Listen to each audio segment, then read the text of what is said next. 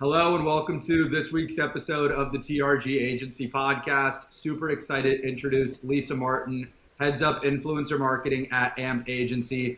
Lisa, you and I have been talking about doing this now for a couple of weeks. Super excited and appreciative of your time. How are you doing today?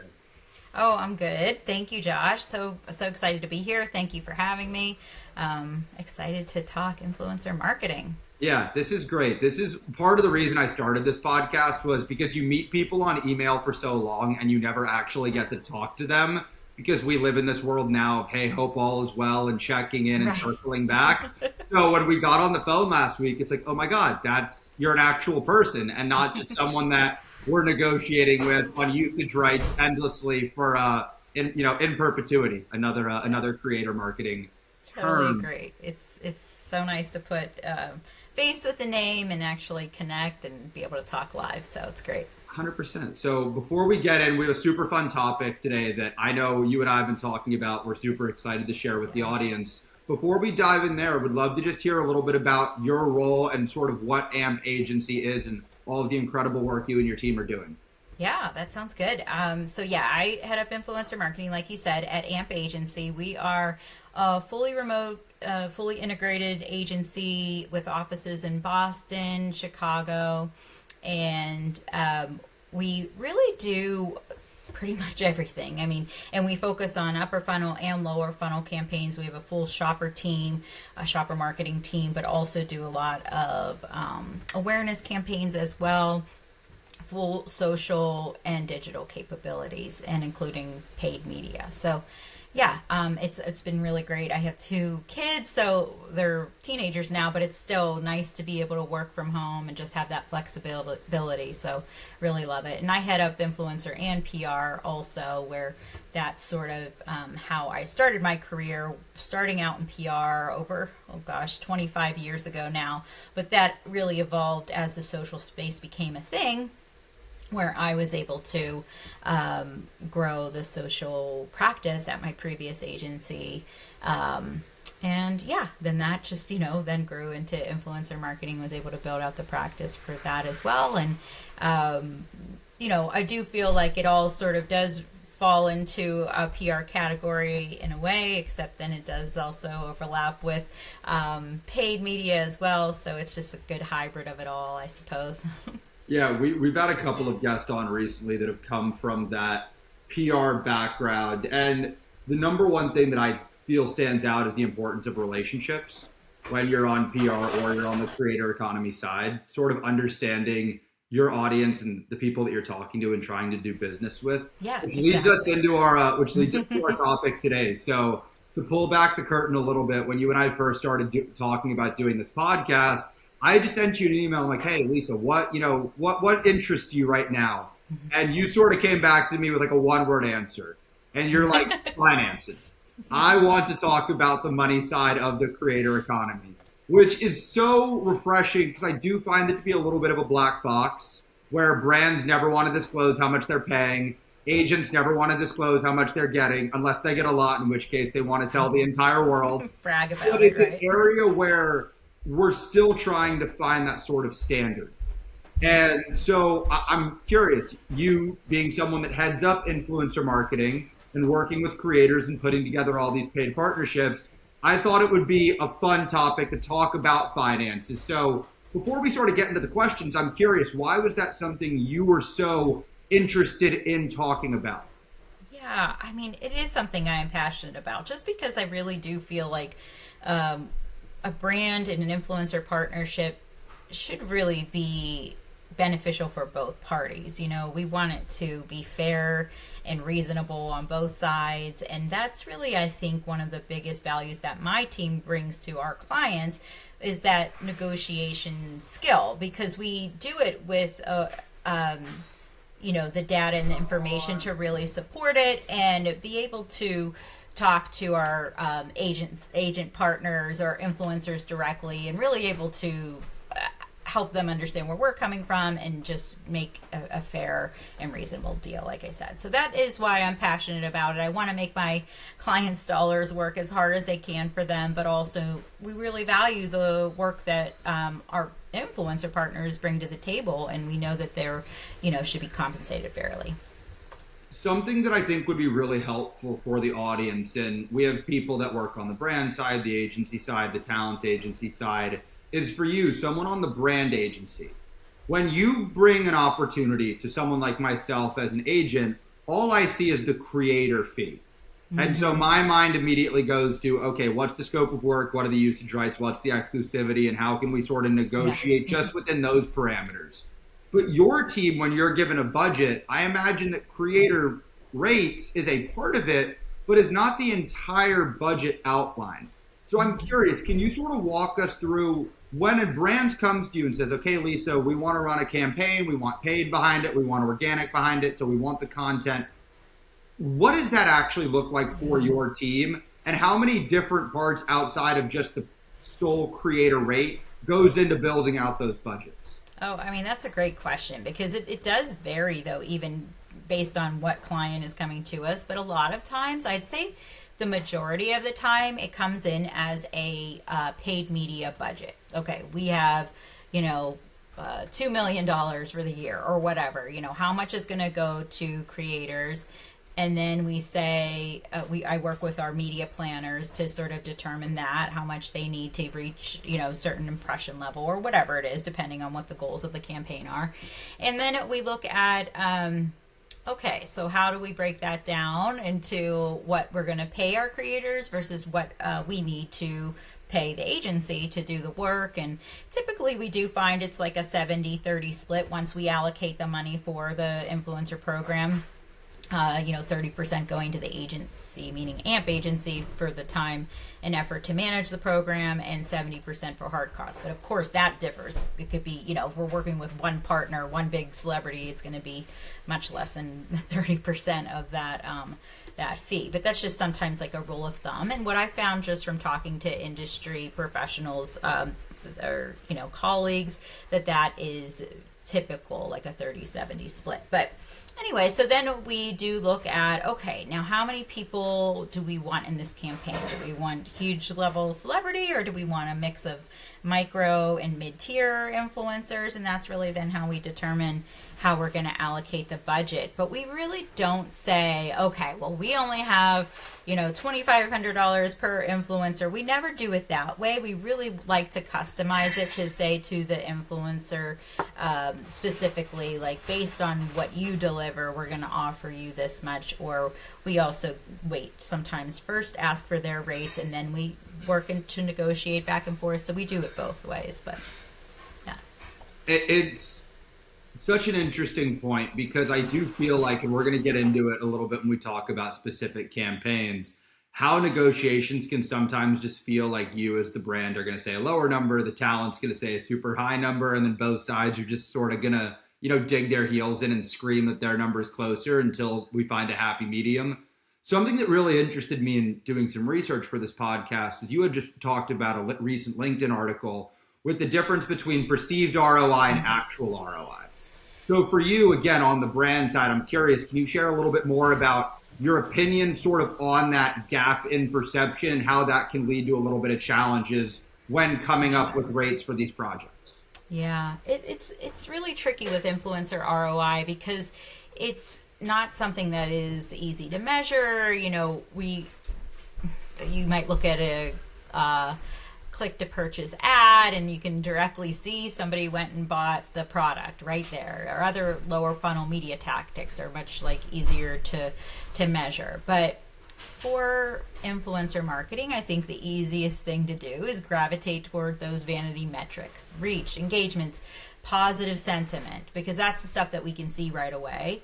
However, if we really want to measure the true impact of influencer marketing, we really have to go way beyond the post-level performance. So, actually tracking influencer ROI requires a look at that longer term value of a customer and that interaction that they had with that influencer content. So, while these so-called vanity metrics of reach, engagement, all of that may level out after 7 days, for example, after a post goes live, we really need to look at some interaction with the customer 30, even 60, 90 days after seeing that influencer content because of that longer purchase cycle, that they may not be going and purchasing the product right then, but that later and down the road. And so, the thing is, in an ideal world, all of the brands would have a multi-touch attribution analytics plan in place, or a media mix modeling in place, and that's not always the case, that's for sure. And so, because it requires a lot more investment, and so a lot of times we do workaround ways to measure. So we look at post-purchase surveys or sales lift studies, and where we're able to see, did it actually drive? Because even when obviously, we could also look at brand lift studies, because either a client is just trying to help to establish their brand, or they're trying to drive sales. And so, those are things that are bigger picture that you're not always going to see, or not see really at all, with just those vanity metrics. So. Yeah, it's such a great point, and something we talk with our agents about, because again, working both with talent and with brands and conversing with other agents, there is a clear shift, it feels like, from agents' arguments sort of solely being based around those vanity metrics, and just how the industry continues to evolve. And that's something we were sort of laughing when we spoke last week about how we had done deals, or tried to do deals together in the past, and how your team seems to really utilize these sort of hybrid payment models. And it's something that I feel like is becoming much more commonplace in the industry. We had started with sort of the gifting and sort of the in-kind partnerships. Then we moved to a complete flat rate model. Now it feels like we're trying to find some sort of balance there. So when you guys are talking internally, what priority do you put on hybrid models, and why are you such a believer in they can actually deliver value for both the brand and the creator? Yeah, we definitely have been doing a lot of just flat rate payments. And it is even hard, I think, for the influencers and agents sometimes to even consider a hybrid model. But we think it is a really good option to consider for both parties involved. So what we would do is say, pay a flat fee, but maybe lower than what we would typically pay, in the hopes that they reach some sort of performance goal. So if we're trying to set a certain engagement rate or a certain reach, if they reach that goal that we set, then you get a bonus payment on top of the flat rate. So obviously, influencers can't predict what the algorithm is going to do, but if they're a strong creator, they typically know what really works with their audience and can help not guarantee, but help to sort of make the content that is going to really drive the metrics that we're trying to drive. So that is an option that we've been trying to propose to for various partnerships. But we also sometimes have the option to offer affiliate commission as part of our compensation models for lower funnel campaigns. So if we're trying to drive sales, we could also do a structure where we offer a flat rate, but then if the client has an affiliate platform set up where they're able to pay out commissions, we could pay out a commission for every sale that they make on behalf of the brand. And then, that's part of their compensation package as well, and where it's not just flat fee, but still then the brand gets the benefit of those sales out of it, and not just, hoping that it's going to do something and pay the full flat fee without knowing for sure what it's going to deliver. So. Lisa, I'm curious, you've negotiated thousands of campaigns. What do you think is the number one mistake that a manager or creator makes when entering a negotiation? Yeah, so we do see a common mistake happening where creators or agents are just overpricing themselves by demanding rates that aren't really justified by the reach that they're getting or the performance that they're seeing in their content. So it's hard because we understand that no matter what kind of performance the post is going to get, it still takes the certain amount of time to come up with a creative concept to produce the content. And so we do understand that, but I think they oftentimes overlook the fact that it is, we are looking to get something out of it. And so a lot of times, though, most agents are really understanding and do leave some room for negotiations. But I do think we see that quite often where they're just like, no, we won't budge. That's what the rate is. And it's just, I think that's, well, obviously it's problematic for us, but I think it's not that great for the influencer either, if not being realistic. And so this is something that I've always been curious about on your side, because I know as an agent, our rates are predominantly set off other creators that we work with, deals we've done in the past. There's always that fun element of an agent being able to go to a brand and say, well, someone else has paid it, therefore we view it as market standard. I'm curious for you, how do you guys determine rates and what you see as this is an overpricing versus this is proper compensation? Yes, I love this question because that is, I mean, to go into more specificity, that is exactly what we see. Like, we know that this is a rate that somebody else got, so let's try to get it ourselves. Or, like, this is the rate we got from that one brand who didn't pay attention to any of the like data and they paid it, so let's try to get it.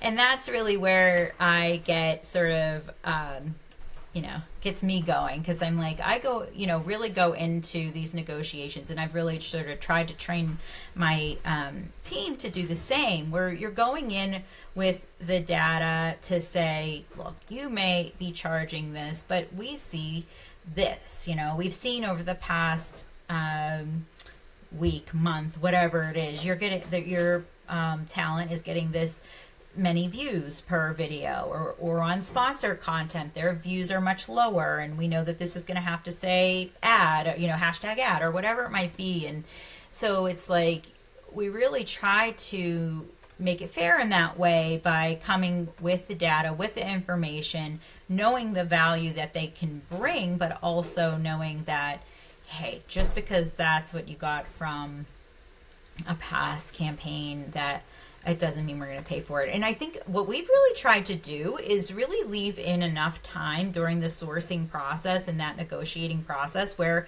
if we can't come to a fair and reasonable rate, that we're going to walk away. And that, because I do feel like a lot of times we got ourselves into situations where we ran out of time. We're like, well, we don't have time to go negotiate with someone else, so we just accept it. And I just feel like that is the most frustrating part, because we are here to be like the advocates for our clients' budgets and really try to make them work harder, like I said. And I think that in order to do that, we have to leave that room to walk away if it's not going to be a fair partnership.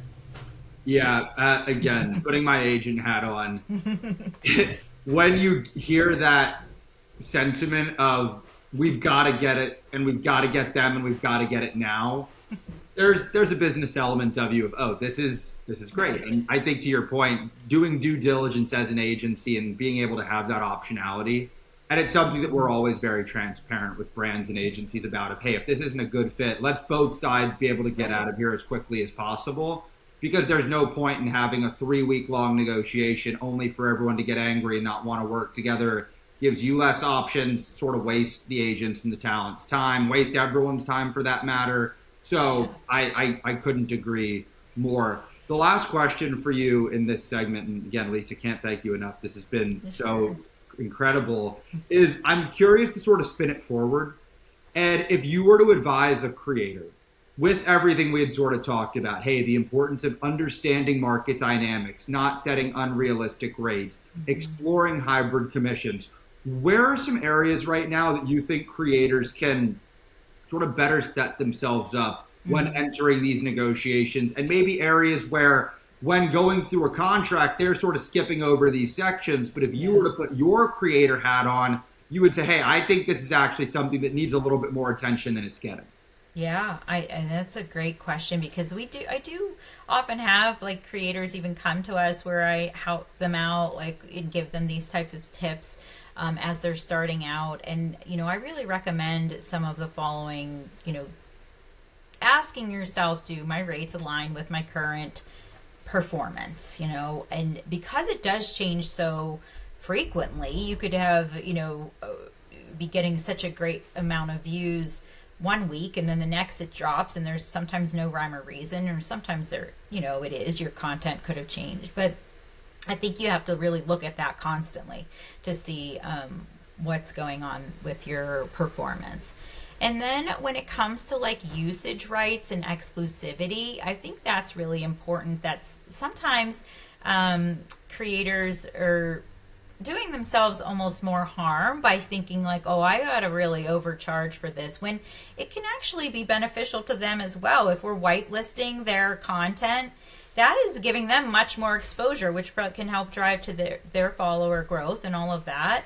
Of course, using their content in advertising requires an additional cost, no doubt about it. But it's also like, it can actually be beneficial to them as well. So don't always be so like rigid on that, charging an exorbitant amount for that. And then exclusivity as well. It's also like, okay, if you're in some like really niche category, like it's not like just some like potato chip brand or whatever, but something very niche, that you're probably not going to get another like category offer in that niche category, then try to be a little bit more flexible there, please. But the last thing is like about this like hybrid pay structure, just trying to think more open-minded about that, where if there's something that like, and it can be on a deal by deal basis, but if it's a brand that you really love and a brand that like you're really excited about them coming to you, then maybe like that bonus structure would work better in that scenario, because it's something you're passionate about that will really show through, and the content probably will perform better. So I think that could even be on a case-by-case basis. Doesn't mean they have to consider it for every time a brand comes to them, but just something to keep in mind. Yeah, I couldn't agree anymore on the usage rights. I think that's become such a sort of silly war zone that's now I totally agree with you. Lisa, this has been amazing. Before we get you out of here, we do have a rapid fire segment. Nice. So we're going to just go pretty quickly. There's no such thing as a right answer. It's first thing that comes to mind. Can't thank you enough for taking the time. So let's get into it. Favorite partnership that you and your team have worked on? Okay. There's so many good ones, but I would say we did a Dutch Bros coffee campaign, and we were able to come up with our creative team with just such a fun idea that really resonated. It was all about passenger princess and how you become a passenger princess when you're drinking your Dutch Bros coffee, and we gave out like little tchotchkes around that. But we did a lot of paid influencer partnerships, but also UGC with kits, and it just like went gangbusters. So that was a lot of fun. What's your favorite personal social media platform? For me, it's Instagram. I do think that I just, for some reason, can't get into TikTok as much. I like the feed that I get on Instagram. So, what are your kids' favorite social media platforms? Oh, TikTok for TikTok sure, all the and way? Snapchat. But I don't even know if we consider that's really messaging for them. Like, it's not really the social side of things. So yeah. That's great. What platform are you most bullish on when you're talking to brands for the next couple of years? Yeah, I do think that YouTube is a really, there's such an opportunity there, especially like we have a new client that is in the food space.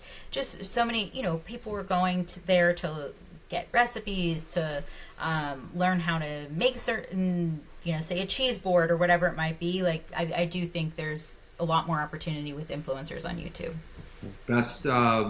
Best piece of advice for someone starting their career in the creator economy? Yeah, I would just say find something that really speaks to something you're passionate about, because you're going to be making tons and tons of videos about it. So it's something that you can, continuously sort of reinvent and come up with new ideas about that is going to show that it's authentic to you. What is the most underrated part about living in Pittsburgh?